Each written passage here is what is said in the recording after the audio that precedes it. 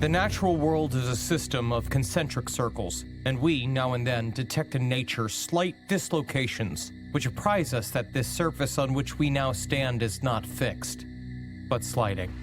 From the essay Circles, by American philosopher Ralph Waldo Emerson.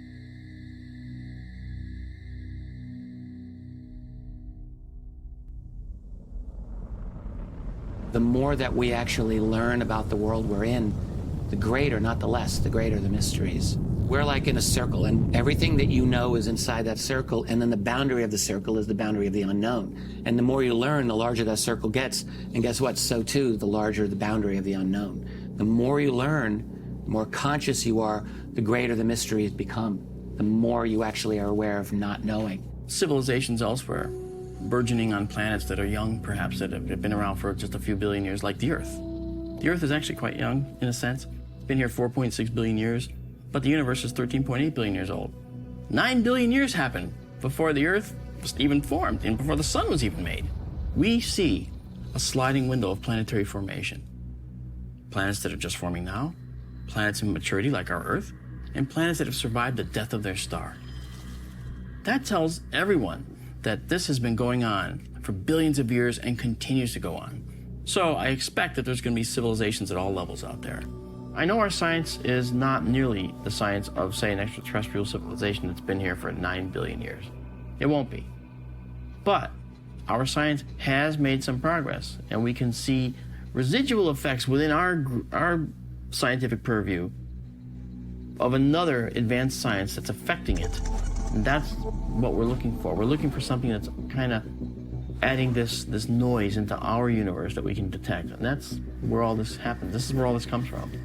There's definitely enough corroborative information out there to justify more research into this story. There was a Harvard study not too long ago that made a lot of news, where they said, sleep paralysis was the answer for this phenomenon. What's interesting, I felt, was the amount of attention that story got, and it got a lot, which indicates there are a lot of people interested in the mechanisms of this phenomenon, why this happens. We acknowledge the UFO problem as a real phenomenon. There's something going on, so we have to ask ourselves who's behind it. Is it the Russians? No. Is it the American secret societies? Not entirely. There's a component of otherness to this. And when you get story after story of these abductions, I don't think it's that impossible to believe, to be honest with you. We often demonize experts because they aren't kind of going where we want them to go, or that can happen. And I think that's dangerous. It pushes them away, and it makes us versus them. And there's certainly room where we can all kind of go together, because it's not important whether there's something happening at the quantum level or whether DNA is being manipulated. What's important is that the issue is addressed seriously, and that we all walk down the road of trying to discover what's going on together. Really hope to inspire the next generation to be curious, to want to explore, but mostly to look for the answers for themselves, to not always just accept what they're told, to get out there and put boots on the ground and explore life and ask the big questions and then go after the answers. When you open yourself to more, you always get more. If you close yourself off to this creed and doctrine and this is the way it is and I got to do this, then no, you're not going to grow. There is so much more to know than we know. I don't care who you are, and I want to know everything. I don't care what it was. If I think that aliens are one thing and they turn out to be totally different than that, that's fine. I just want to know the truth, no matter what it takes. I would say millions of people around the world. The Roper Poll did a couple of surveys several years ago, and they came out with 1 in 50 American adults, that's just the United States, that had experiences that could point to abduction. We're just talking 1 in 50 in the United States. A tremendous number of people in the world, not only in the United States, who are having these visits from extraterrestrial beings. I've also concluded that there are many different types of extraterrestrial beings who are coming here to Earth and interacting with certain human beings. It's a strange kind of scenario, right? But there's been a number of these that have come out through researchers have been dedicated to kind of unpacking this. So I think that there's something happening here. Some of these cases are believable, as incredible as they seem. The individuals, I guess I would say, seem believable. You know, when you hear these stories from the most credible people that aren't asking for anything, they just want to tell you. In today's world, it's extremely brave for someone to make their story public in this arena. Obviously, this has caused an issue in their life. And this taboo means that there's a lot of people going untreated for something that's affecting their well-being. And that's just wrong because of this ridiculous kind of irrational taboo we have around the thought of aliens.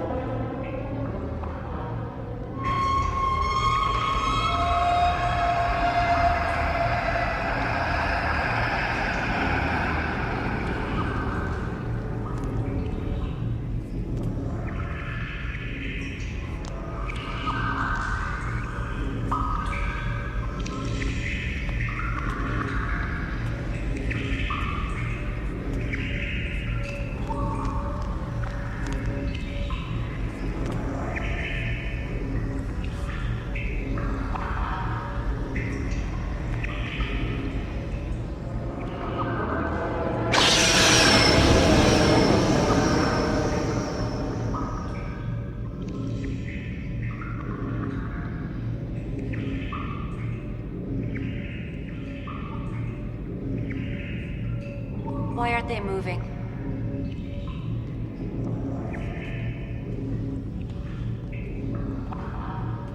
Why isn't he crying?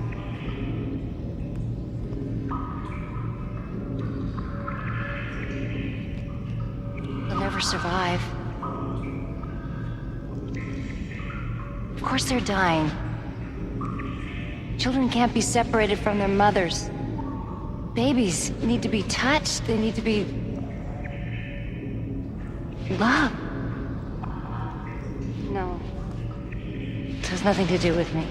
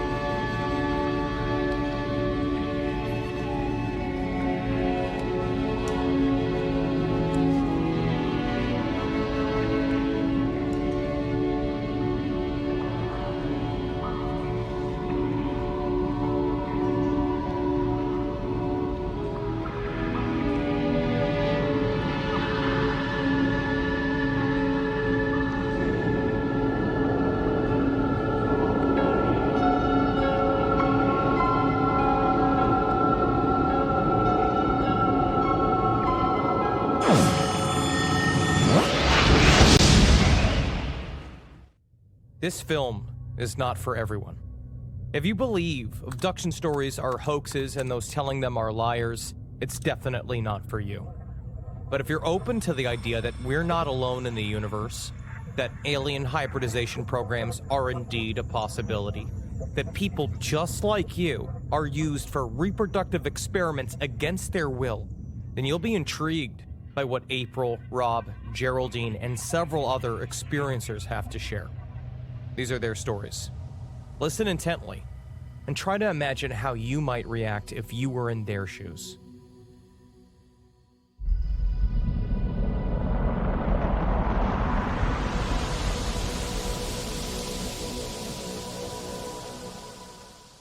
This is back in, the 90s. I can remember waking up at like 3 a.m., going outside of my bed into a field across from the countryside in Wooddat, and to start looking up at the sky. And a piece of me was wondering, where is that light? Where did that thing go? Spent many nights, wondering, what did I see? What was that? I remember my mom was compelled to talk about it, urged me, you want to draw a picture of it? Do you want to draw colors of it?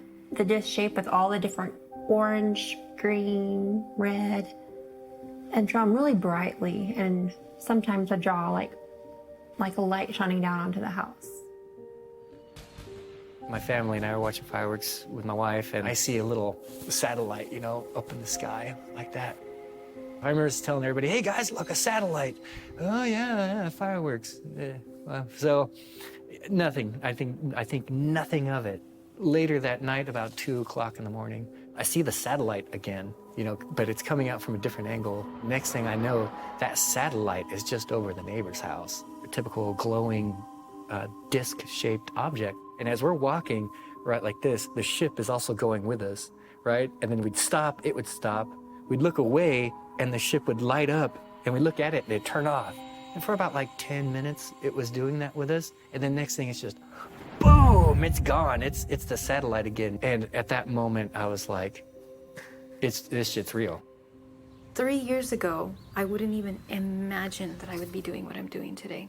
Not even a little bit. When I was abducted in 2013, I didn't want to tell anyone about that.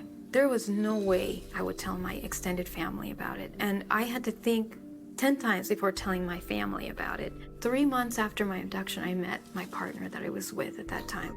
I was busy with my career, and he wanted to have a family. The more I started to have other experiences too of abduction, I couldn't talk to him about it. And then when we moved in together, just at nighttime, things that would happen to me, and he couldn't handle it. I started having the strange experiences in childhood. Being part of adolescence, I was pretty much engaged in what that brings into one's life. I had an experience at 4, I had an experience at like 14 and a half, and 17, 18, 19. And when I was 27, I started to have sightings in broad daylight with neighbors, witnesses, coworkers, family, friends, colleagues. The memories of being taken on the ship, being on a table, and then having them distract me with some kind of other memory or some kind of screen image. And so that's what I remember from the hypnosis sessions. And they did it time after time after time. When I was 7, my mom had a nervous breakdown. That's what they called it back then. Manic depression, call it what you will, but there was something always about it that was not biochemical. And I knew that. Her mom had an issue, her grandmother had an issue. It seemed to be cyclic. I wish I could say I knew what triggered it. I have suspicions. But it never left me that there were aspects of her mania that panned out to be true, things that she said that she knew that were true. As a kid, I'm sure it had a major effect on me. But at the same time, I was still very much wanting to go outside and play and do the things that normal kids do. I was up late, everybody else had gone to bed, and I was sitting in a lazy boy chair, and I noticed to my right, peeking around the corner at me from the dining room into the living room, was what you would see as a typical gray alien, like you would see on TV or something, was peeking around the corner at me, and the way he did his neck was so strange. The way he held his head and bent his neck, I was petrified. I normally would pray, with something. I couldn't even think. It was just my brain did not know where to put that. Even when I went to first go tell my husband what I had seen that very first time, I didn't have proof of that. But I knew what I had seen. I know what's happened to me, but I can't prove any of it. I went in my room to go to bed. I was an office manager at the time. I had a project due the next day. I sat my alarm next to me, sat on my bed, and I thought, if I fall asleep right now, I'm gonna get 6.5 hours of sleep. I did a quick little, close my eyes meditation process sitting on my bed. Just a real quick, visualization process, calm myself down, deep breathing so I could get to sleep right away. I turned to turn off the light. I look back at the clock. I just set the alarm because I want to make sure I didn't forget to set it. It was absolutely set. I go to turn off the light. I look back at the clock, just again, double checking the alarm. It was 2.5 to 3 hours later. And I was like, okay, what just happened? And I couldn't get an image out of my head of 3 gray aliens standing next to the bed. I was living in Manitou Springs, and I was dating a woman named Gina. We had a 2-bedroom apartment, ground floor apartment. It was late. We'd gone to bed, and I heard this blood-curdling scream. And I woke up, and I rolled over, and I looked at the clock, and it said 12:36 a.m. And then my girlfriend got up out of the bed, didn't say anything, walked into the bathroom, didn't turn the light on, shut the door, and I heard the toilet seat cover come up, and I heard her sit down, and I was facing the bathroom door, and I thought, that's odd. And then I felt really pulled back into sleep quickly. The hair on the back of my neck stood up, and everything in me was an alarm, danger, danger, danger. And I opened my eyes, and standing against the wall next to the bathroom door was this little gray creature, and it scared me really badly. I had a lot of adrenaline go through my body, and I tried to move, and I couldn't move. And I struggled against that, and I tried to fight it. I tried to fight it mentally. I tried to fight it physically. And I would get to the point where I would literally panic and pass out again. This went on for some time. I would say 20 or 30 times of me waking up, not being able to move, panicking and passing out again. Each time I would do this gray being kept getting closer to the bed. And as I was getting a hold of myself, this time I came awake, I opened my eyes, and I looked right at it, and I heard clearly this time, "Be still. We aren't here to hurt you. We are only here to check on you." As that was happening, I started to have these flashbacks. A flash of being on a gurney being moved down a hallway, a flash of being in a bright lit room, a flash of them being over me, leaning over my stomach, and then it made me panic and pass out again. And then when I woke up again, this being was really close to the bed, really, really close. And when I opened my eyes, I said, "Why are you doing this to me?" And he just said, "Be still," almost like this programmed response. At some point, this horrific experience ended, where all at the same time, my girlfriend throws open the door, turns on the light, is cursing about her legs being asleep, is trying to walk, trying to stand. And I looked over at the clock, and it was 4 hours later. Never left my room, right? I'm sitting there on my bed, calm myself down, turn off the light, go to sleep. I go to work the next day, come home, dead tired. My roommate approaches me in the kitchen. I'm making dinner that night and says, "What happened to you last night?" After our discussion, she couldn't sleep. She thought she heard a prowler downstairs. We had a 2-story townhouse. She went downstairs, nobody there. There was a gap under my bedroom door, so she could clearly see that my light was on. So she knocks on my door. She's 3 a.m. She knocks on my door. No answer. She pounds on my door. No answer. Now she's afraid that something has happened to me. So she goes in my room. I'm not there. She witnessed I was gone during my missing time. She goes back, sits on her bed. She sees a flash of light in the hallway. She looks, expecting to see me. She sees a 3.5 foot tall, or 4 foot gray alien, steps in the door of her room. She's fully conscious, sitting in bed. It stares right at her.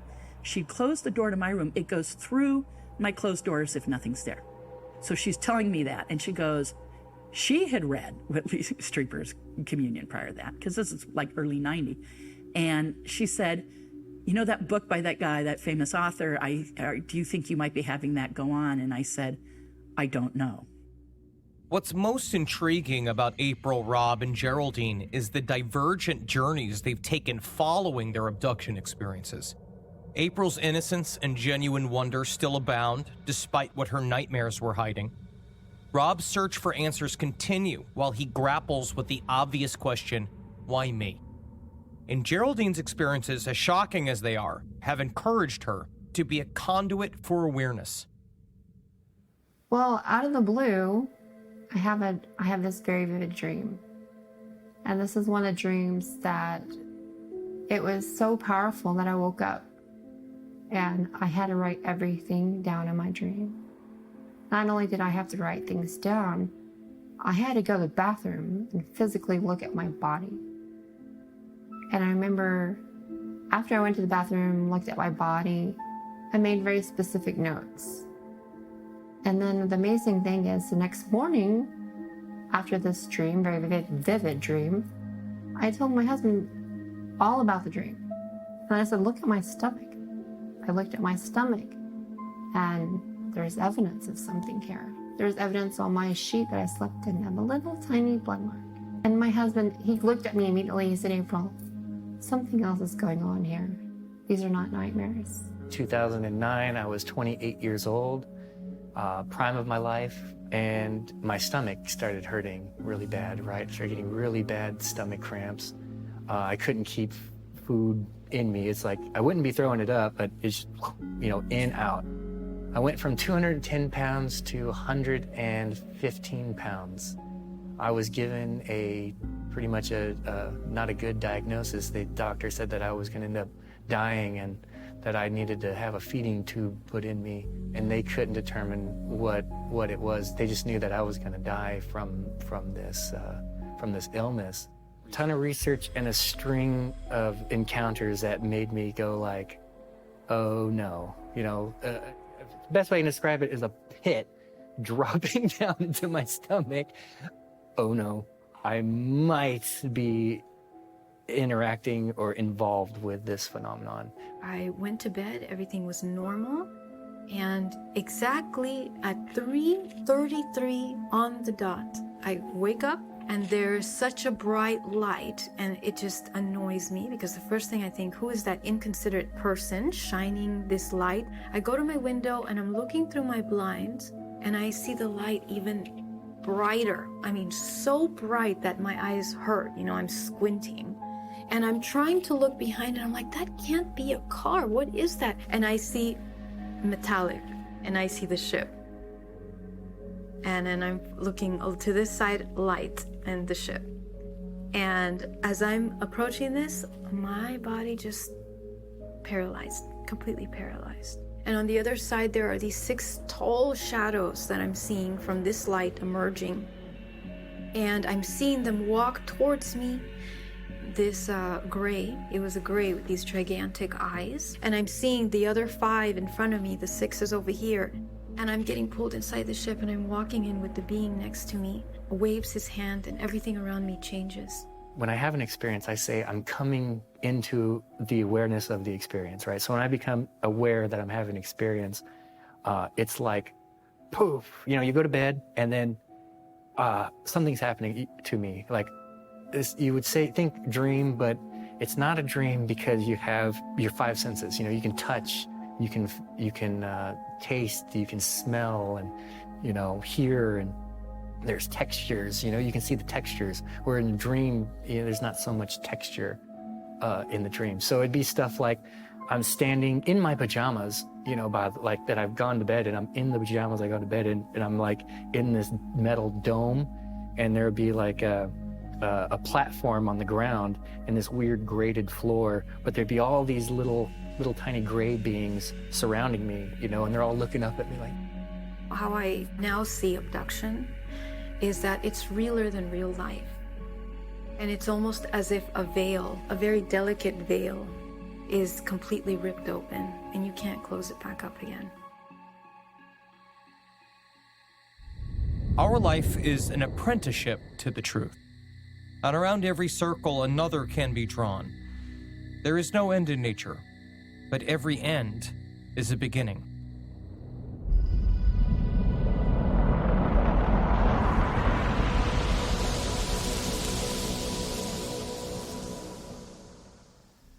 As unreal as alien hybridization programs sound, hundreds of thousands of people around the world have reported extraordinary experiences, allowing researchers to identify a likely sequence of events. The abductee witnesses a UFO, is taken aboard a craft, and undergoes physical and neurological procedures. Ova or sperm is extracted following another abduction. Alien genetics are introduced in vitro or through sexual contact with an extraterrestrial being. Following another abduction, an embryo is implanted. After carrying for up to 4 months, the woman is abducted again and the fetus removed. A woman or man is abducted and shown their hybrid children.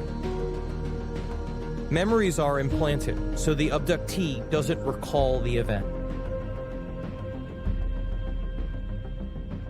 One of the hardest things for me to wrap my head around was getting into the field of not only abductions, but a breeding program that involved extraterrestrials.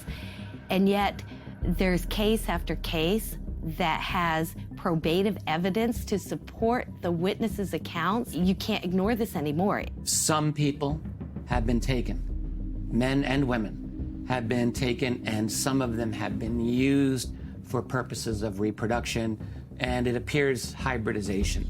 Blending with another species is something that you would do if you want to fit in and not be noticed. Why would you do that? If you were a conqueror, you would just come and say, get out of the way, and you'd crush them and then take over.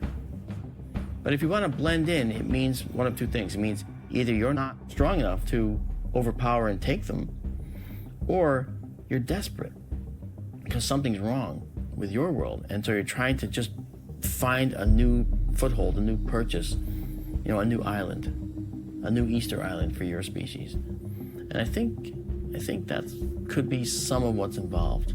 Very well could be, but I would probably tend to think they're more here to upstep us and bring us into another era. I don't know that that is happening personally.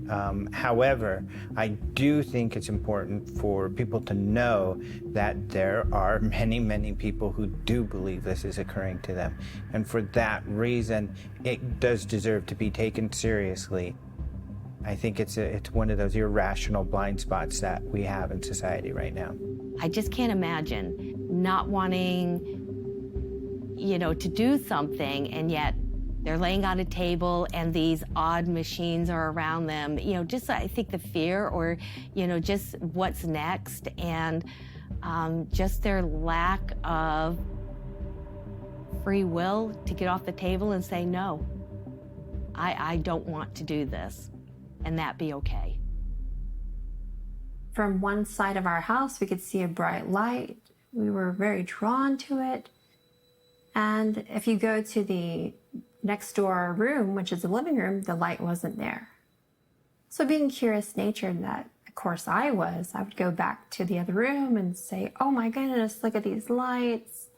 Look, Mom. So my mom would come and see it. She saw it, and my sisters saw it, and we were mesmerized. These lights were going different colors. They were speeding faster and faster. Soon before we knew it, it was boom, right in front of our eyes. My very first abduction was in Fremont when I was a child, 5 years old, living in an apartment just off Fremont Boulevard. I always used to go into my mother's bedroom, which was facing the pool. One day I went in the evening time. My mother wasn't home, but my father was distracted, and I just went in there by myself. And as I'm looking outside the window, I'm seeing a light. So when we went into the regression, I'm seeing the light, and next thing I know, I'm 5 years old walking up inside of a ship. And as I'm walking up inside of a ship, they're making me sit on a dental chair, and I'm laying back, and they are inserting inside of me, in my uterus, in the very back wall, an implant to monitor the body. My wife and I were staying, in the motorhome here, and I hear in the back garage, to get into the garage, something jiggling the door handle, right? And I'm like, oh shit, no, man, you guys, because at this time I'm starting to realize that I'm being taken. So I'm staying up to avoid being abducted, you know, and just this intense fear. And this, all of a sudden I hear something coming into the garage, and I'm like, oh, shit, they're coming into the freaking garage, man. Because, you know, everyone's sleeping, right? It couldn't be anything else. And you can hear the little footsteps going through out in the garage, tinkering around and shit inside the garage. And I'm like, oh, I'm not going to sleep, but I am going to sleep because there's something making me go to sleep, right? So I'm blacking out. There's all the children in one room, and I'm a child being brought into this room, and I'm seeing all these children everywhere, and I'm being regressed as a child walking into this. Okay, what's happening here? I'm one of these children that's going to be inserted. The children seem happy, and they're playing, and they're enjoying themselves. And then when I look to my right, I'm seeing this gigantic glass wall and this mechanical arm moving things around from one side to the other. Now, in the regression, I'm being told, okay, well, look around and sense what's occurring. And what I'm looking through the glass is that they are grabbing the children and inserting through the rectum, the implants, just like that with a machine. And yes, they are bleeding, and they put the children piled up, unconscious, in another corner. And this is happening one glass wall away. Further in the ship, you go to the other side, and that's where they extract the babies as well from the women. And I'm seeing the women that are being put inside of these hooks that open their legs up, and the children are being, they do something to induce the labor. It's premature labor because they always want the children in fetuses. They drop through this little cone. It's like a slide almost, and it slides down through this little hole where it's dropped into these cases, just like we were talking earlier, those cases. The next room, I'm seeing the tall grays with the petri dish doing the DNA alterations, injecting the fetuses. The entire operation, I guess it was a harvesting and hybridization ship particular to this process. Barbara Lamb has regressed hundreds of people. She hears common themes about the introduction of alien genetics. That material taken from her is mixed together with human sperm and mixed with the genetic material, the reproductive material of the extraterrestrials. So a new little embryo is created by them. The next regression goes to when I'm about 15, 16 years old. As I'm walking onto this ship, everything is black all around me, and I see a chair, another chair in front of me that looks like like a gynecologist chair, examination chair, basically. So I'm being made to sit on there, and they're inserting this gigantic tube inside of my body, and they began the insemination process. So the liquid that they're putting within you is freezing. And I just remember that if you could just visualize, I guess, putting an ice cube inside of your body, and just, it's just horrible. When I was regressed, what I remember is the pain. The pain, you tap into the pain sensation of what happened physically, right? Because your body's releasing information, basically. Now, another way that humans are experiencing the reproductive program is to actually have a sexual relationship, a sexual contact with one of the extraterrestrial beings. So I have regressed certain women who've had sexual intercourse with male extraterrestrials, particularly with the reptilian species. I know of at least 5 times I was abducted for reproduction. They took me out of an environment, basically. I was at a party, and I met this beautiful looking man, and I don't know what happened, but I think he basically drugged me, of something. And in the regression, I'm saying that he is numbing me. The only thing I remember in waking time is seeing his face and his eyes. Because I remember meeting this person, but I don't remember being with him in the way that the regression brought it up. What I'm opening my eyes to is seeing his face directly in front of me, and he is inside of me. And I am seeing his very cold, expressionless face directly in front of me. He gets up and he walks out, and I can feel that I had been inseminated.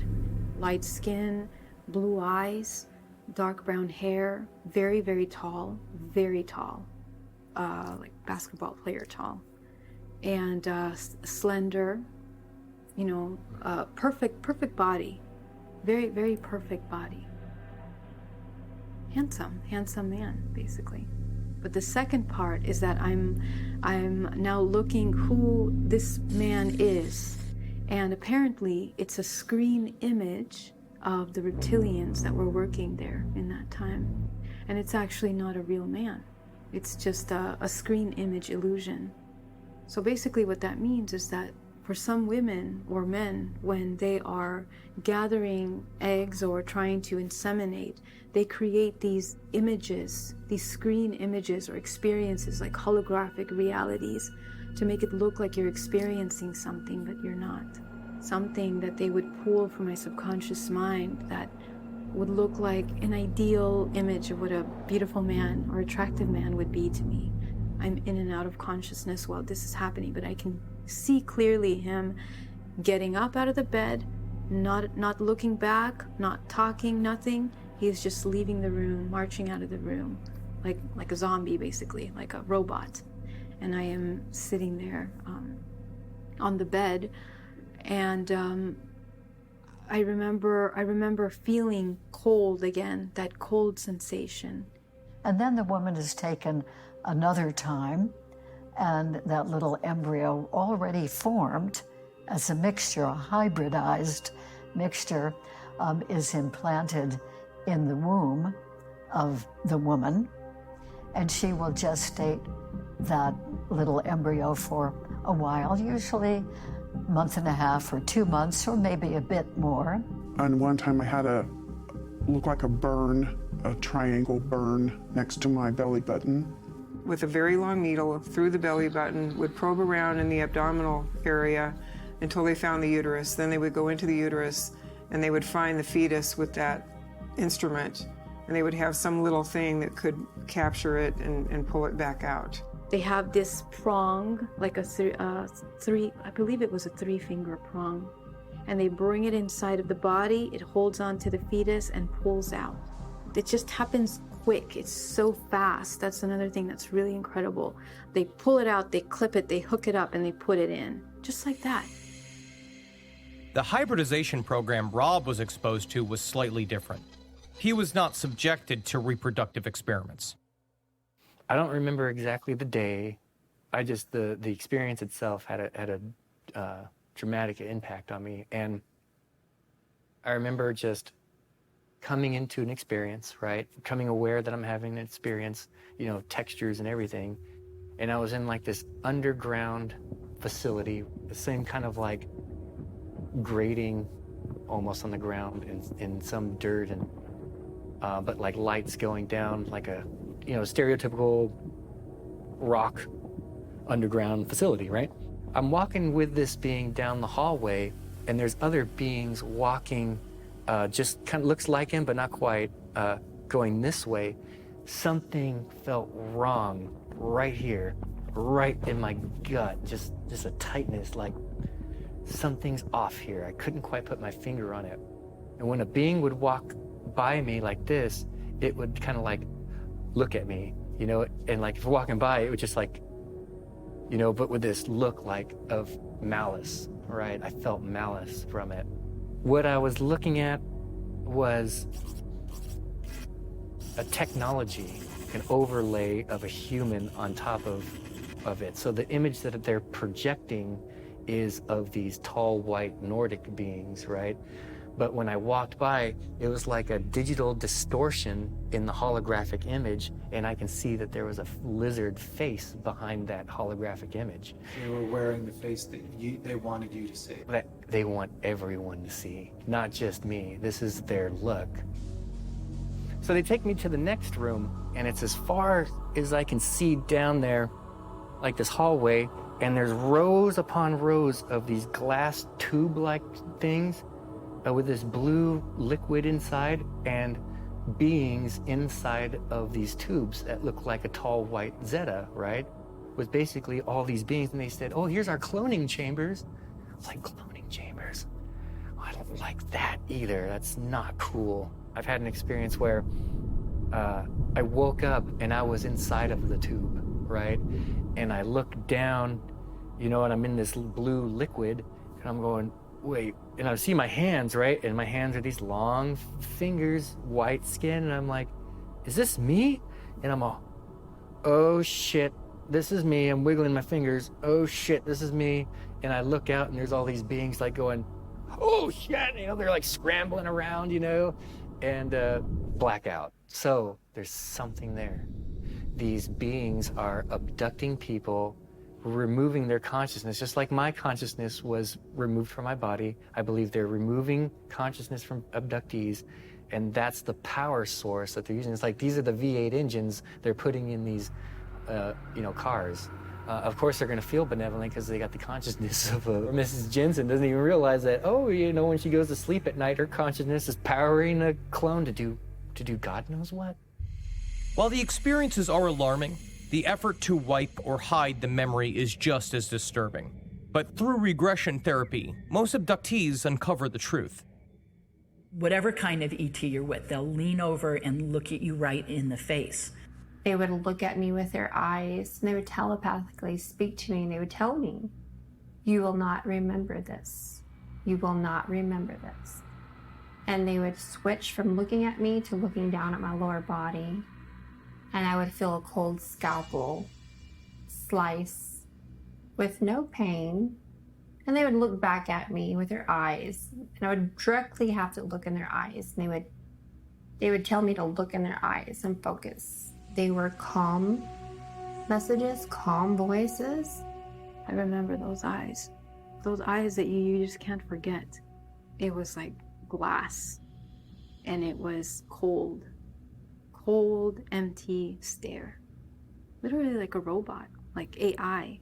You will be just fine. You will be just fine. And the word baby conception, of course. I remember hearing that. Not only did I write it down, I heard it telepathically. Even when they're showing you these things, they're controlling your thoughts. They're controlling what you're seeing in your mind. And I don't like that. I think I get the feeling that they just want me to just go with it and go, oh, okay. But I fight it, and it's hard to describe, but you can feel that they're frustrated with you. This program is a part of the Reptilian program, a much darker program, darker from our concept of, negative. And what they are inserting in you is a much lower vibration entity.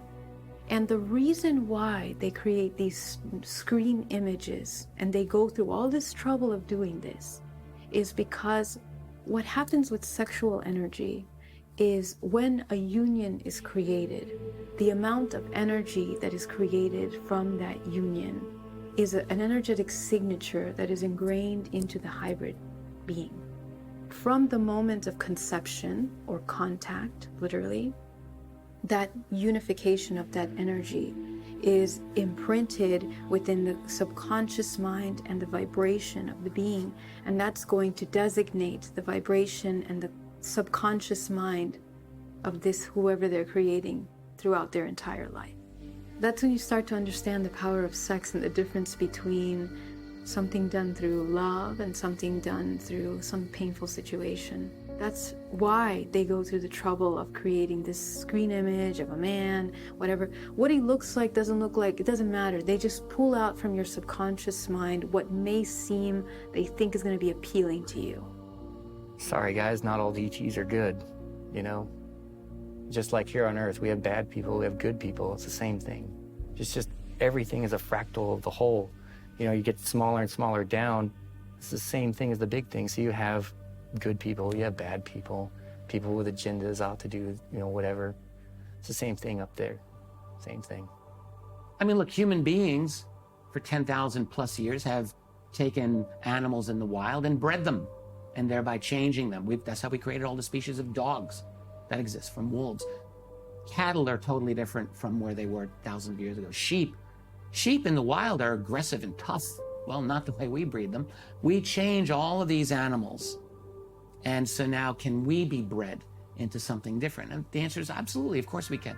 We're doing it to ourselves now. But a real question to ask is, has someone else come, taken us, and added a different mixture?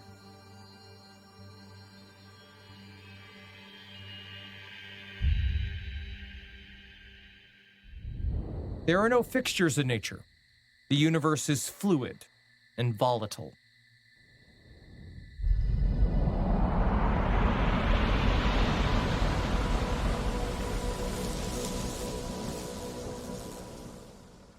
Abduction experiences that involve sexual reproduction are harrowing enough. But the emotional and psychological challenges only intensify with what comes next. Well, we were very excited because we had one daughter, very blessed, and changed our world for happiness. We realized we want to share this happiness with a sibling. I called a friend of mine out of this women's spiritual group in Manitou Springs. I said, please come over, I need some help. Something crazy happened last night. Looks me up and down, she tilts her head and she goes, Sierra, are you pregnant? So I told her everything. And she's like, okay, yep, makes sense. And I'm like, would you please just tell me what's happening? And that's when she broke down the whole Zeta hybridization program in detail. And I just sat there shaking my head going, this is a bunch of nonsense. I'm not bisexual, I don't have a relationship with men. So it's like, how am I pregnant? When we have the reports from the witnesses that have an alternative lifestyle, such as lesbianism, that have never had sexual relations with a man who is now pregnant, what do you do with that? We formed a plan. I said I wanted to keep the baby. It was nobody's right to impregnate me and use me as a laboratory rat. I wanted to keep the baby. They had me move out of my girlfriend's house, and I would go and stay with each one of these women. And then they would tell me when I would move. So it was like this whole cloak and dagger thing that we did, knowing that I was pregnant 4 months. I could have been pregnant a little bit longer before then. I was starting to show. The women were telling me what to do, taking care of me. And my girlfriend and I started having a lot of riff. I really think, even though she's such a believer, when confronted with it, I think ultimately she thought I slept with a guy and got pregnant. Last big argument that we had, she's like, Sierra, this is a real baby. You need to go to a doctor. I've always been very careful with my partners, and we've always been very conscious about having the right time to start a family. The times that I would become pregnant was very, we couldn't understand how that could have happened, okay, number one. Number two, it would always end in a miscarriage. Yeah, I could conceive, but I never kept it. I would have indications of pregnancy, heightened sense of smell, sensitivity, things like that, and then I would have a slightly heavy period and gone. I don't even think I knew that I was pregnant on a few occasions until I had a very late period. I went and checked and, oh my gosh, I'm pregnant. And then I had a miscarriage. It's like, oh, okay. It was an emotional roller coaster because sometimes I would get excited and I would be like, oh my gosh, I'm pregnant. And I'm like, we didn't expect it.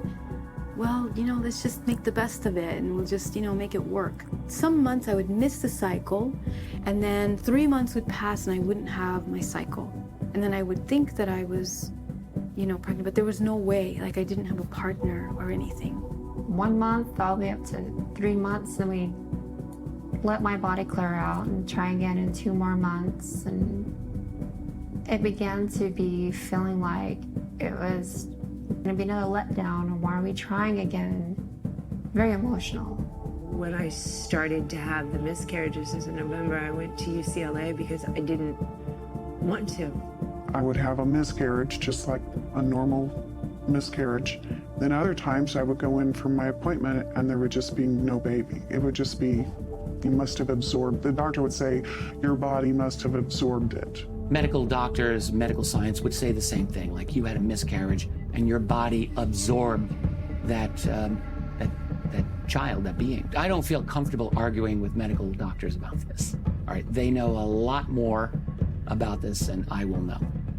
But I have spoken with women who have had such a situation happen. And what's interesting about some of them is that they have also had what any normal person would say, that's a UFO experience, that's an alien abduction experience. In other words, some of these people, in addition to having a missing fetus, have also had clear memories of abductions by non-human beings. After my first menstrual cycle, that's when they started to pick me up and do more things with me as far as reproduction. I had 2 children already, you know, my son and my daughter, and I didn't want to have more. So I went to the doctor. I thought I wanted to get a tubal ligation. We made the appointment. I went in to get it done, and they did it in the office under local anesthesia. But while he was in there doing the tubal, he said, you know, your abdominal cavity is full of adhesions. Have you had any other procedures? You know, every time I would go to the doctor, he would be like, you're fine, you know, there's nothing wrong. And then they found cysts, little cysts. That seems to be very common with women that do this. They've had sonograms and, you know, pregnancy tests that show this. Clearly they're pregnant, and then they report literally overnight, they're not. They knew something was different. They knew something was wrong. They go to the doctor, and there's not a sign they were ever even pregnant. It was probably about a week and a half later, I sat straight up in bed and I screamed.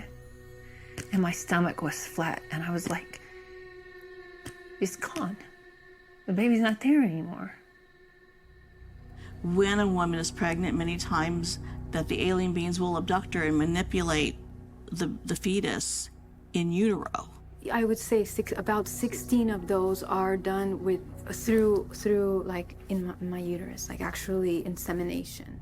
Can that happen? Well, we know we do in vitro fertilization. We do, you know, we have surrogates who can carry a baby to term for others. Okay, we have that kind of monkeying around within our genetic code now. We know it can be done.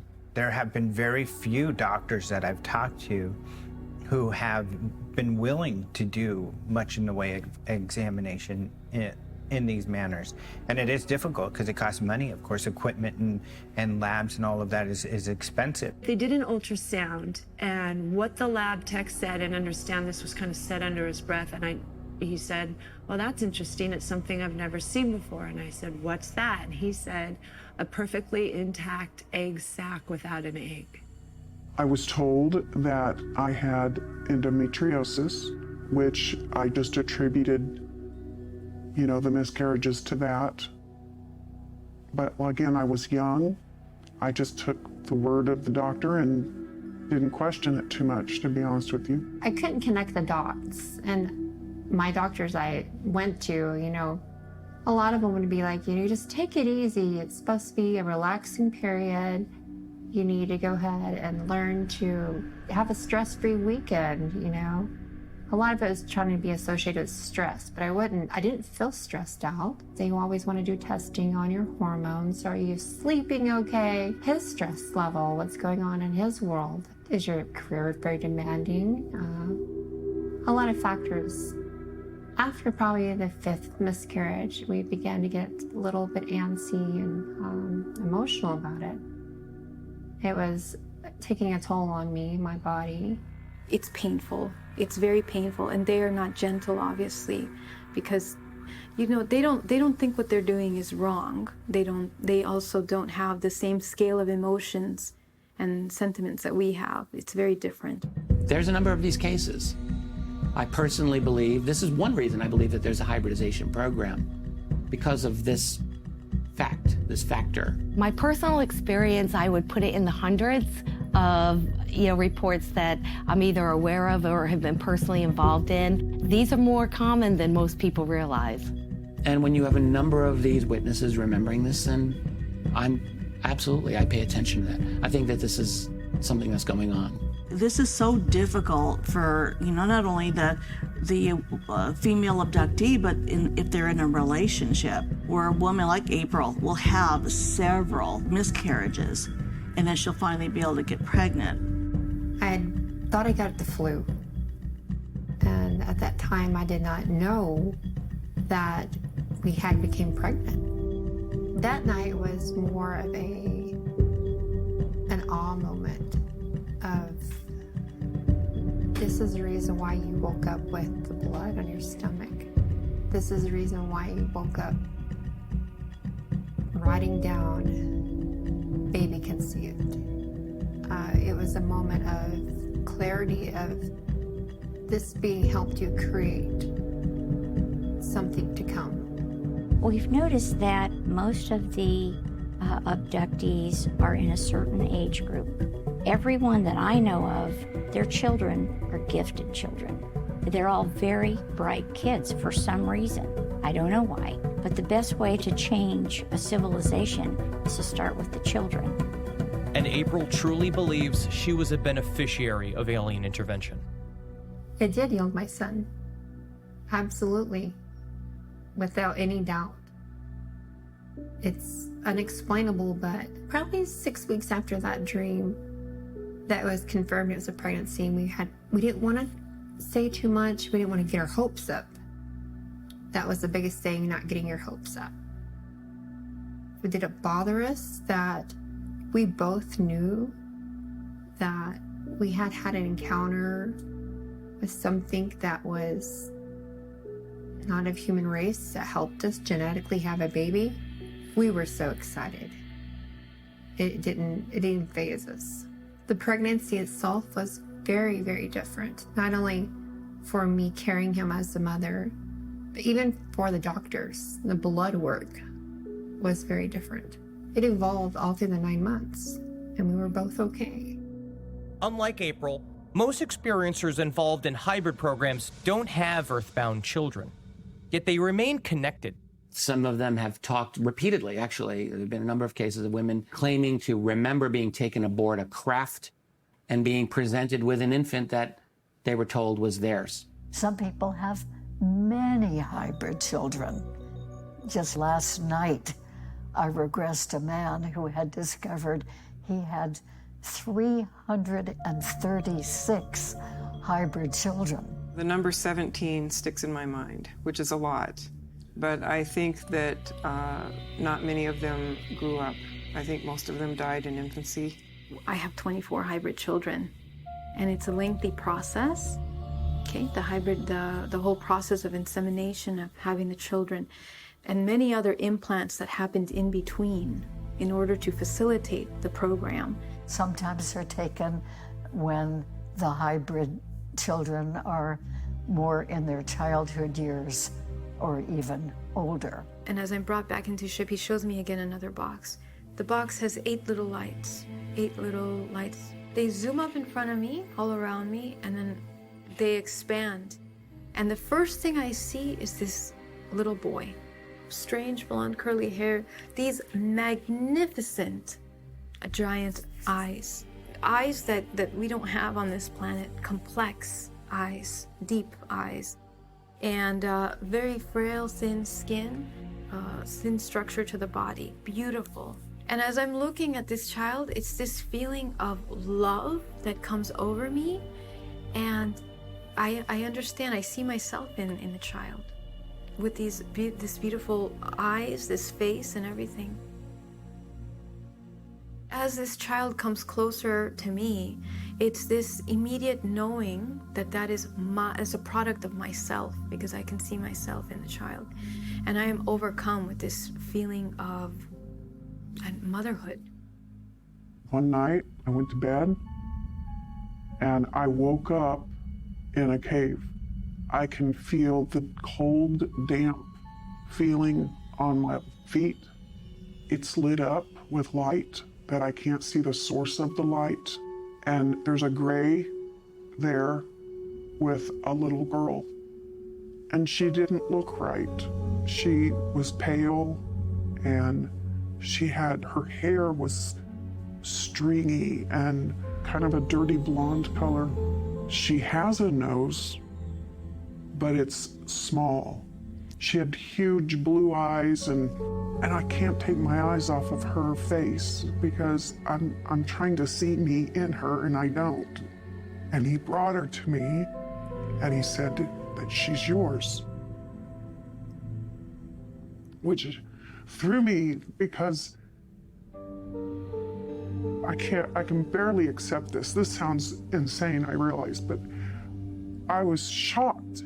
I didn't question whether he was telling me the truth or not, which is, I find strange now, but I knew he was telling me the truth. And he walked her up to me and told me to mother her. And I took it to mean show her affection. She never once opened her mouth. She never spoke verbally. I could tell something was wrong. And I don't know whether it's just, I don't know what it was. I don't know if she was sick. I don't know if she just needed to learn about affection. I don't know what it was, but something wasn't right. Like, she was emanating her feelings about me very strongly. Don't come near me. I don't want anything to do with you. But I also noticed she was obedient to the gray. She never showed any expression on her face. She stared at me and just telepathically let me know, I don't want anything to do with you. And so since it wasn't going the way that the gray wanted it to go, I was taken back home. And I've never seen her since. And I don't know do they lie? You know, is it a lie? Is it possible that wasn't mine? And, you know, I don't know. And if so, why would God allow that? It's just hard, you know, because you don't know what happened.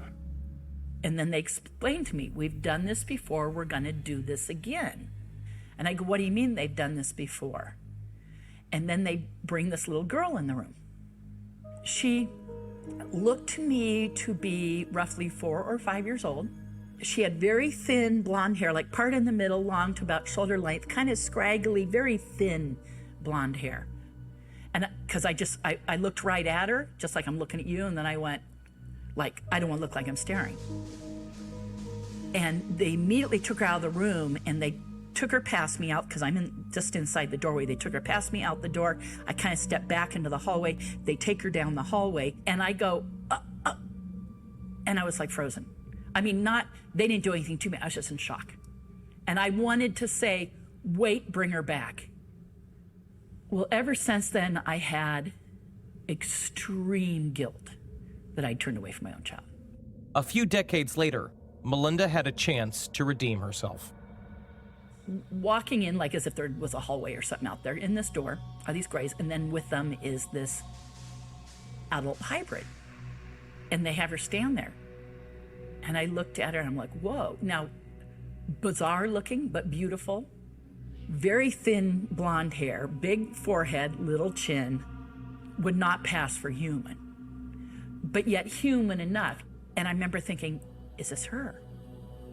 And then the grays right next to me went to like introduce her, like this is, you know, kind of a thing.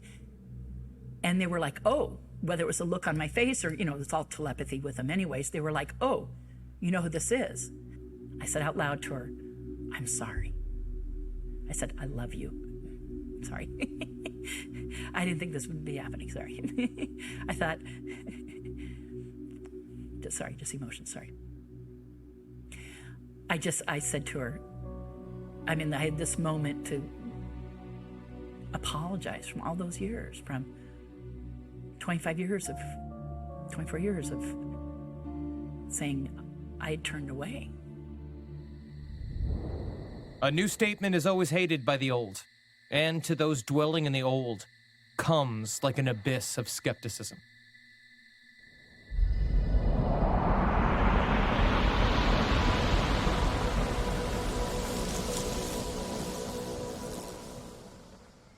common things that you see when you're listening to some of these stories is the sincerity and the love that they had already that is now taken. There's a loss.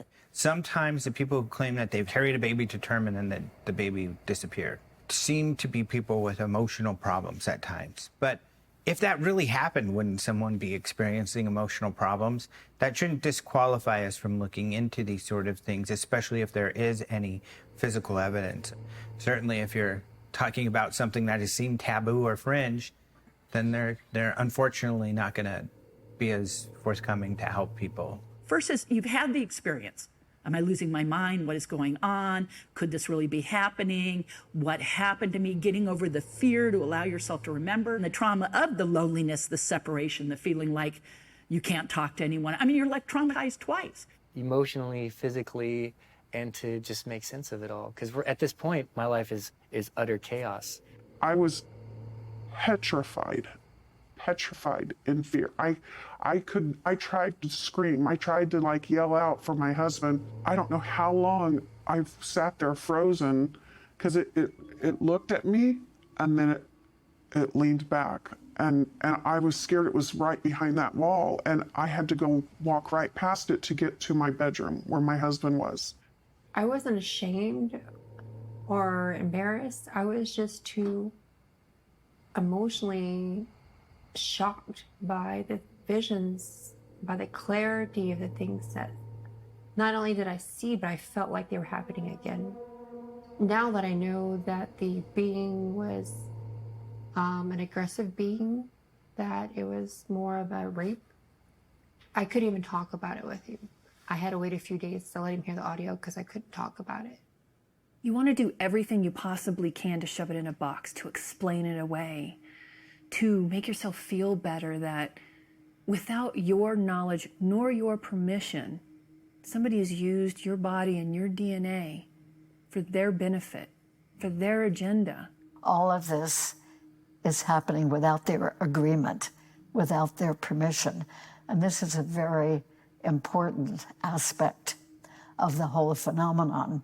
They knew that I wasn't going to remember because they were going to work me over with drugs and rape and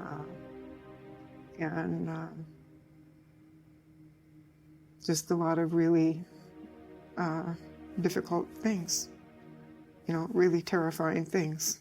You mentioned the word rape. That's a very powerful word. Yeah. Is that really what you felt? Oh, yeah. Absolutely. Being held down, and you have this non-human in your face, and it had claws, and it hurt, and it was definitely something that was not wanted or willed for. They were each physical. They were all different. Sometimes in a sterile setting like OR. And then unfortunately there was times of, I guess you would say, it was more of a very public, I would call it a rape again, where there was humans. I could see human faces along with different species of aliens or others. That was all in a big circle and watching very silently. There was different settings, different times. I've since really delved into that to try to figure out why did they have people watching. I think it was to increase the level of trauma for me.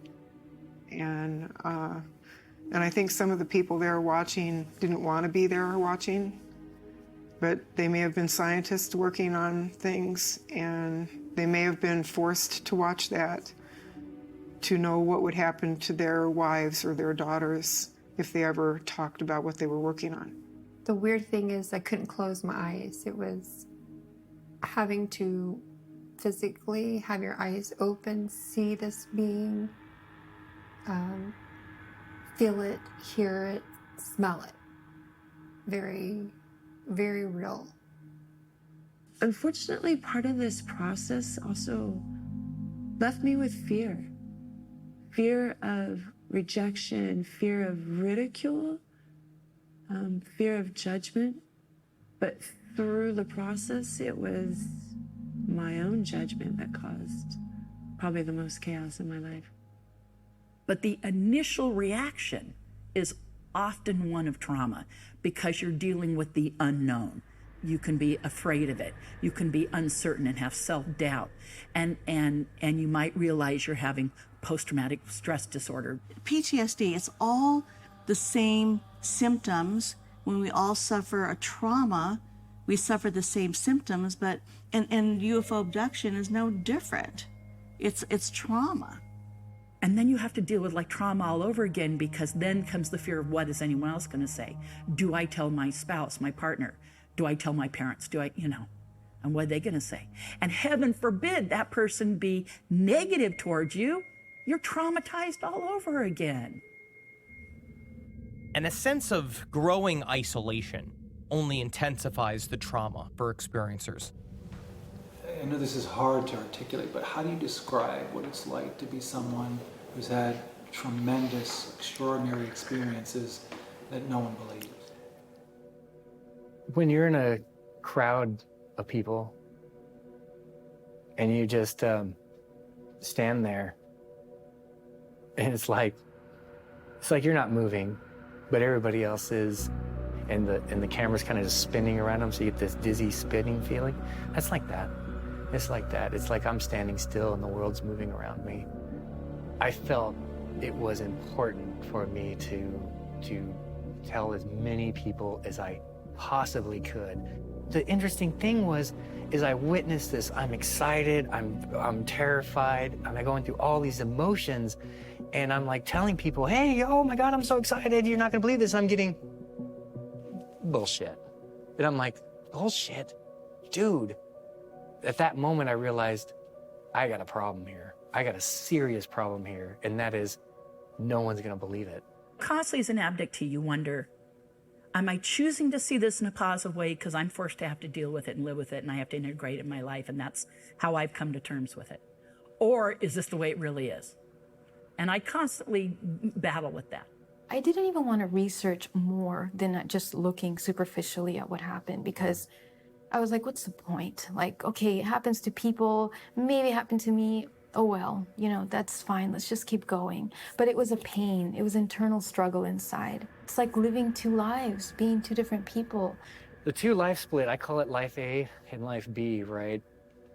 And in life A, you have Rob, which now is, Rob the painter. And Rob the painter, he goes to work, he pays his bills, hangs out with his buds, he does things that people do. Life B is this world, what I could say my true self, because I'm interacting with you guys and I'm more free and more open. Not talking about it doesn't help you integrate what the experience, and suppressing a tremendous amount of emotion. I would feel torn, and there were times when I would, break down, and I would cry about these things because I couldn't express myself and talk about them. There was nobody that could understand what I was going through.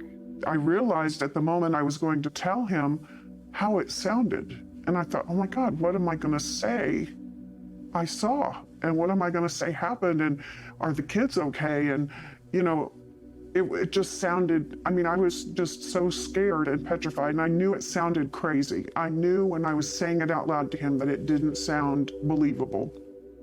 But I also knew what had just happened. So it was very hard to make him understand what I had just seen. I didn't know what to do. And so I said, please, you have to, do you believe me? Do you believe me? And he said, I believe that you believe it. You feel alone. You feel as though there's absolutely nobody else in the world that can understand. And you try and explain it, and you realize you don't have the language to explain. You don't even know what's going on. How can somebody else commiserate with you? They can't.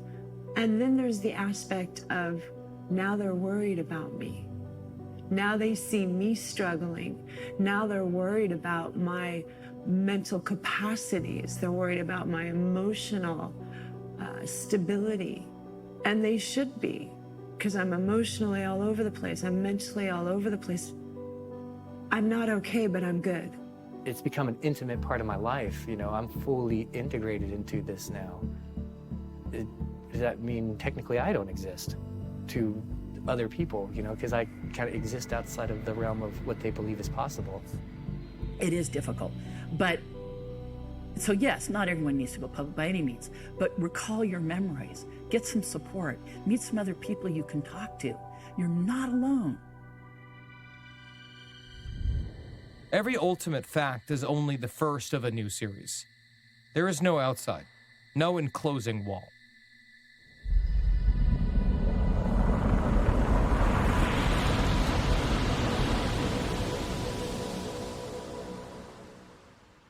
Once you start to remember some experiences, once you explore. So if you think you've had experiences, first is gather your evidence. I'm always telling people this. Gather things like, you know, draw your experiences, take photos of bruises and marks and scars, you know, scoop marks and other scars that appear overnight, needle marks, you know, take pictures, because later you'll have those pictures. Even if you never show anyone else, it shows you that was real. And then work with a hypnotherapist to recall memory.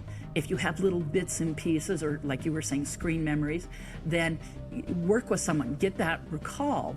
And when you look at a number of cases that have been extracted through hypnotic regression, which, okay, that's sometimes people will question that as a methodology, but nonetheless, there are a lot of women who will remember the embryo or fetus being taken out of them. Many of the people who've come to me wonder, why me? Why are these unusual things happening to me? I didn't ask for this. I didn't give my permission. You know, the most important thing is, and I tell them, is to get the information out, bring it forward, verbalize it. Whatever's in there, if it needs to come out to make this world a better place, then I guess I gotta do the deal. I gotta pursue it. They are so ready to know, to go through the process, because they're so tired of all the years of wondering and having the recurring dreams, having the fear of what they don't know, because suppressing it is not going to help them with the healing process. Brian is the most important person alive to me on this journey. He's my rock. Not only is it comforting, but it's acceptance. It's, we are gonna get through this together. We are gonna make it together. There was an article he read on MSN of a young man that had went to a hypnotherapist in LA that helped him to place the nightmares and to place the events that were missing or traumatizing to him. That article in MSN had really broke the ice for him. My wife needs to talk to someone about these nightmares. When someone contacts me for the first time, I initially will send them information about hypnosis and what it entails, and about support group, and that, you know, they must think about this carefully, because once the information comes forward, we can't put it back. You know, once the toothpaste is out of the tube, you can't shove it back in. They send me their questionnaires, I review it, they come in for their first session. I schedule 2 hours for each person.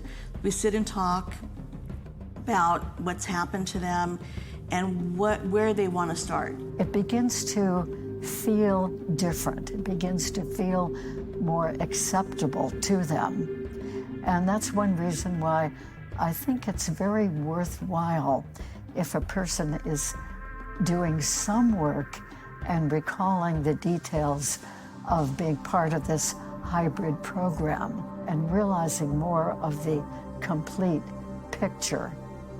Now with April, when I received her questionnaires, red flags were going up. Okay, I thought, okay, this sounds like she's had a tremendous amount of miscarriages. When I see that from a questionnaire, I know it's going to be a very emotional session. I was definitely a skeptic. I did not believe that the mind would be able to remember anything from the past or any type of trauma, any type of unknown. Of course, as everybody will tell me, oh, I don't think I could be hypnotized. And I try to, relax them and say, everybody can.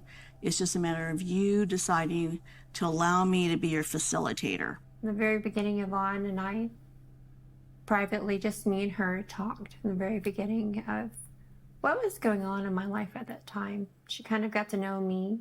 Before we even go into hypnosis, I tell them, you're going to relive what happened, but I want you to just tell me what's going on, and I will use different techniques that you don't have to experience the pain or the fear, but you can always tell me, I want to stop. And I'll always ask you, do you want to go on?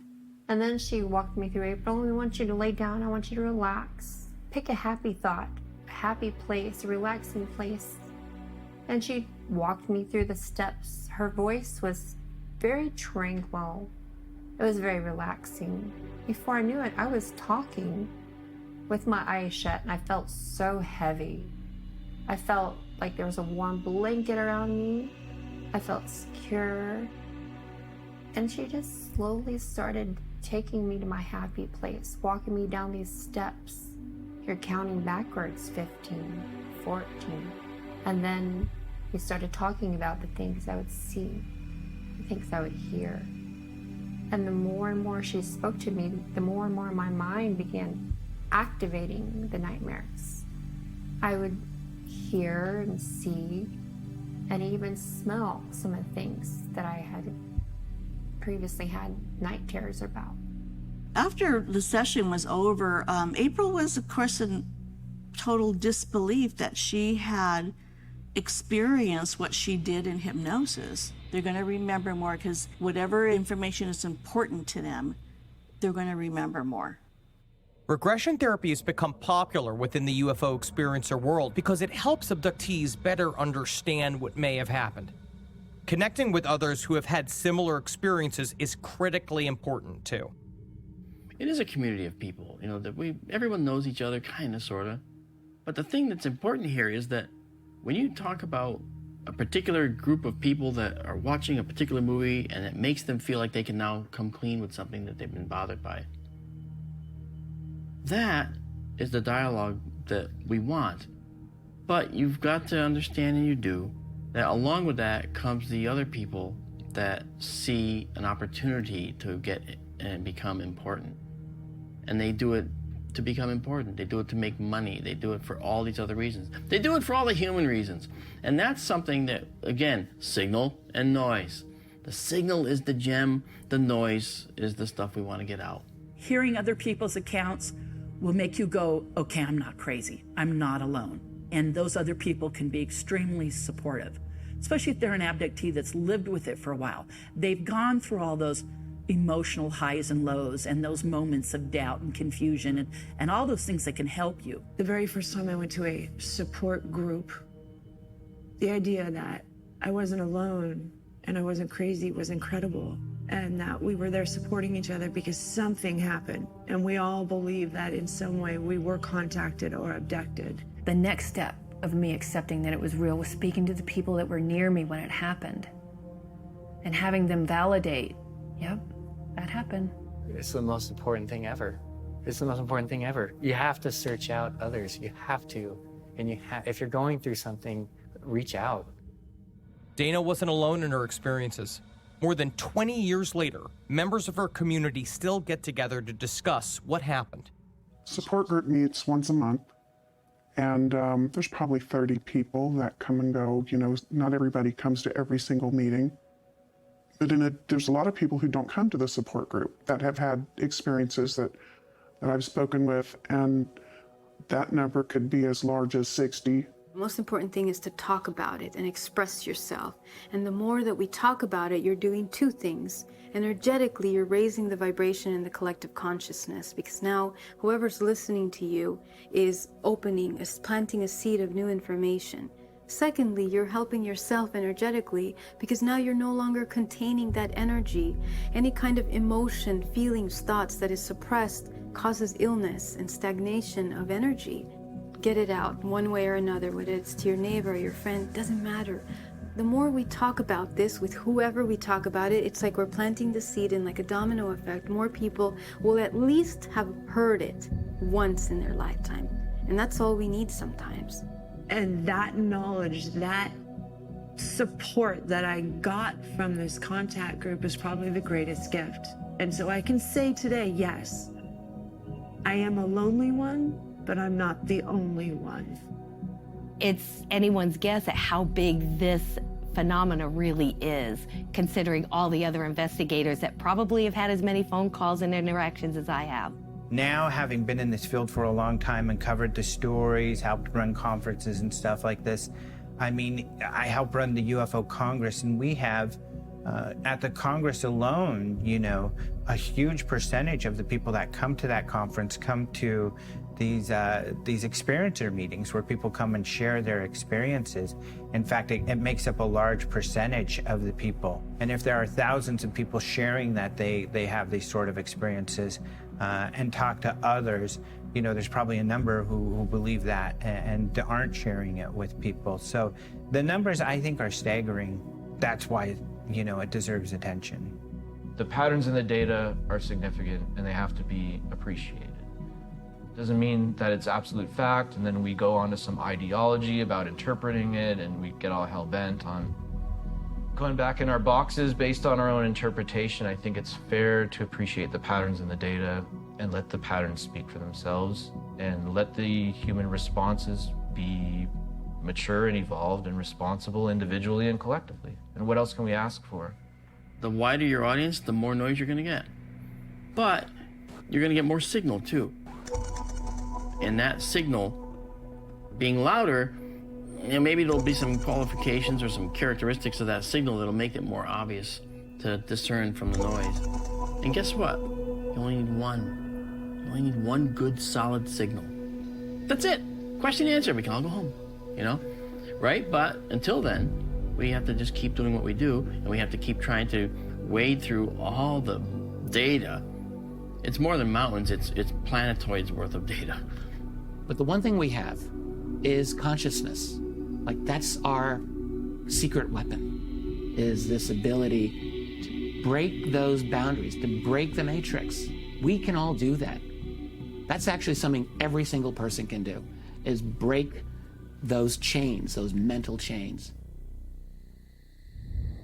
The life of man is a self-evolving circle, from a ring imperceptibly small outwards to new and larger circles without end.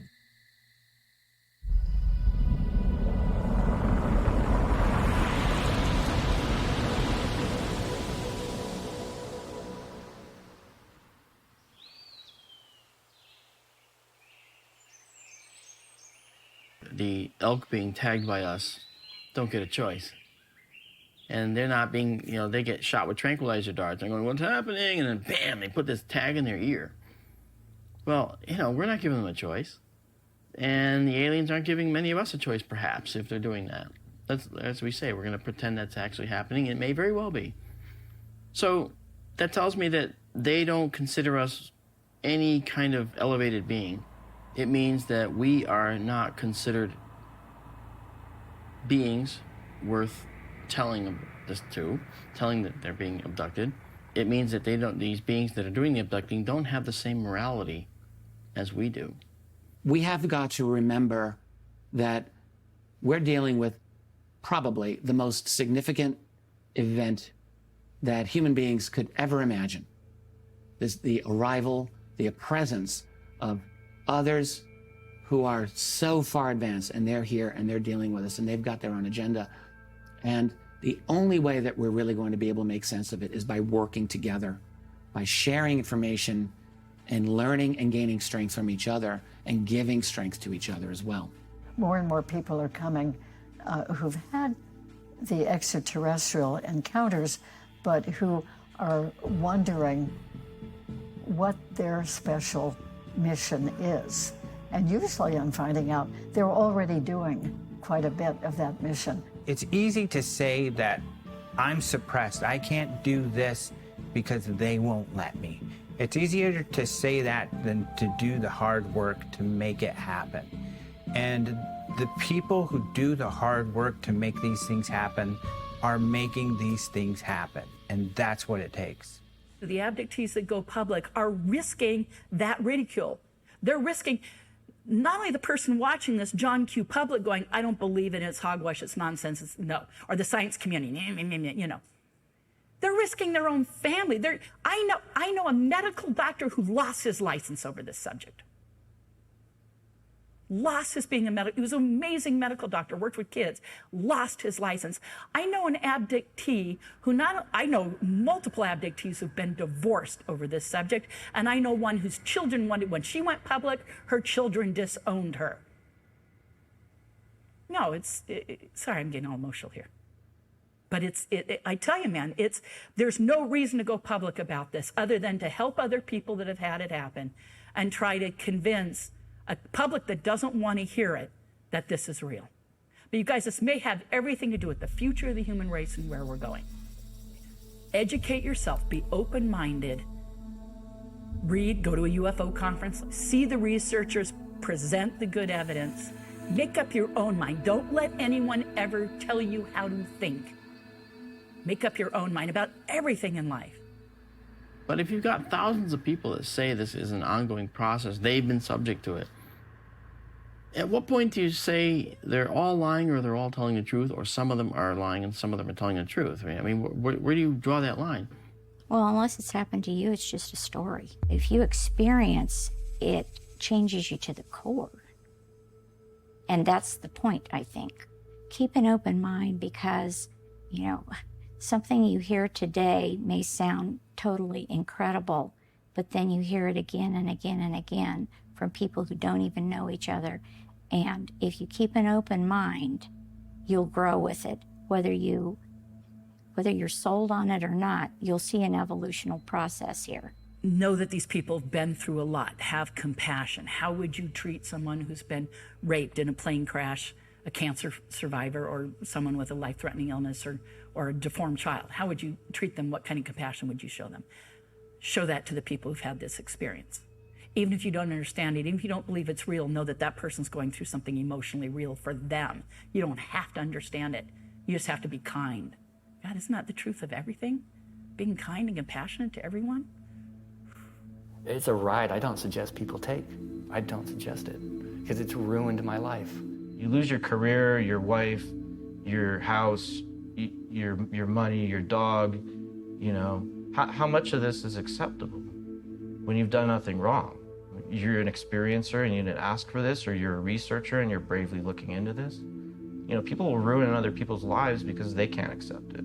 All you do is you be there. You have a big enough heart, you know, a big enough understanding. You rise to the occasion and you say, I'm there for you. And that's all we ask.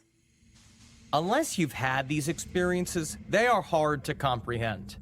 But pain is pain. The struggle to understand something so extraordinary is a lonely journey.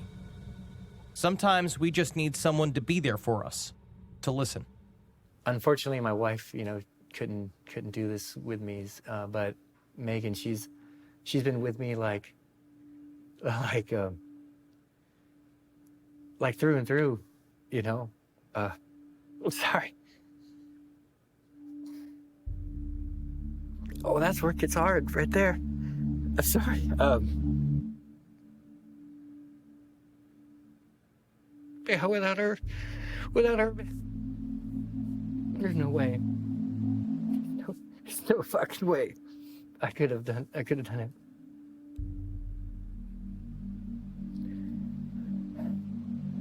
You don't understand the hell we went through together. The absolute torture.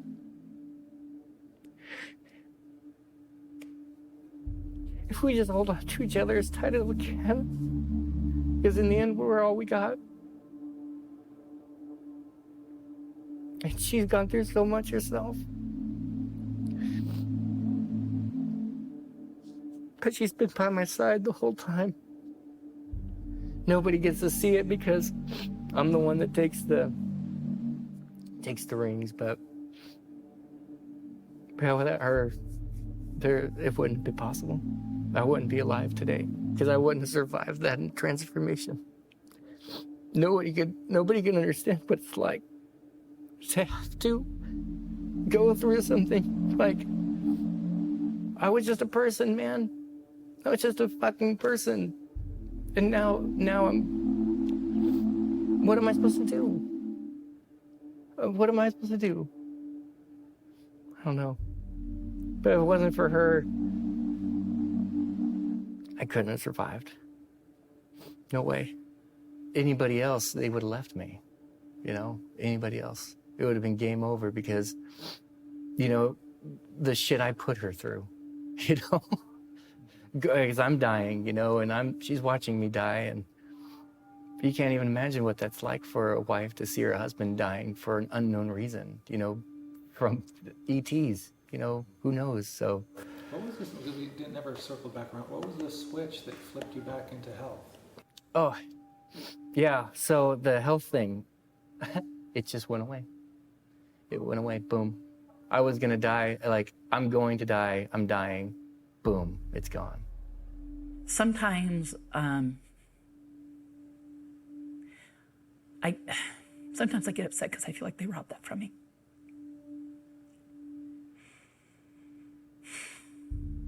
I don't know. Sometimes I don't know if I should blame them for that or just life circumstances. I don't know.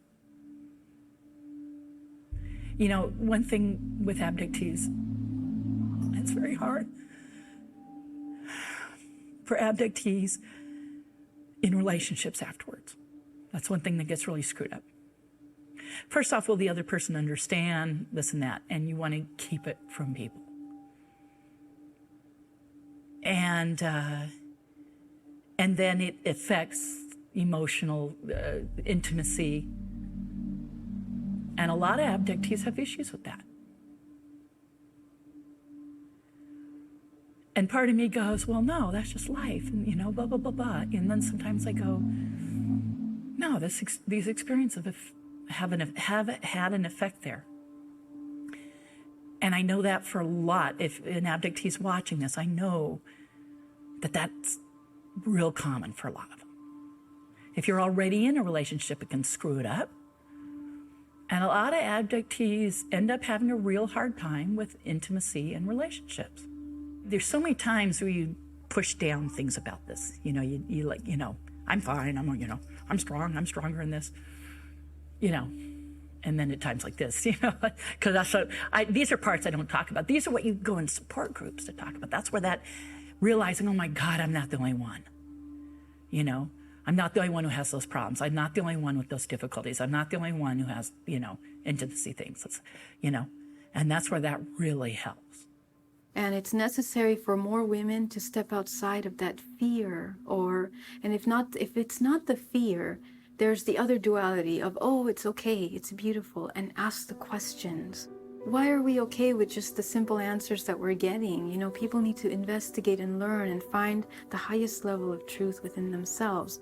And each person may have another story and hopefully another puzzle piece to this to help us put together even greater understanding of this reality, which is necessary. And if we as humans are within a hybridization program here on this planet, what are we doing? Who are we serving? We need to ask those questions, which brings us to the lifelong existential question, why am I here? And as you can see, that's the same question that we've been asking even now with the hybridization program. Don't be dismissive of the unknown. Be explorative of it. Or even that thought in the back of your head that you should listen to sometimes. Or that feeling in your gut. You gotta get in tune with it. Don't always dismiss yourself or dismiss it as imagination. That intuitive feeling is given to us for a reason, I feel like. It's not like I'm special. This is the story for every human being. It's just I remembered a fragment of that. And it's only because I opened my heart. That's it. Just opened my mind and my heart. That's how I've grown. I feel it's made me a better person. And it's just made me more aware of the nature of our reality. It's the part of ourselves in our own subconscious that fears. It's the part of ourselves in our own subconscious that hates and is angry. And in that way, those parts of ourselves are complicit with the sinister forces in this world that try to keep humanity as a controlled human herd. Is this what we want to become more of? It's a question that every human heart is going to have to ask itself.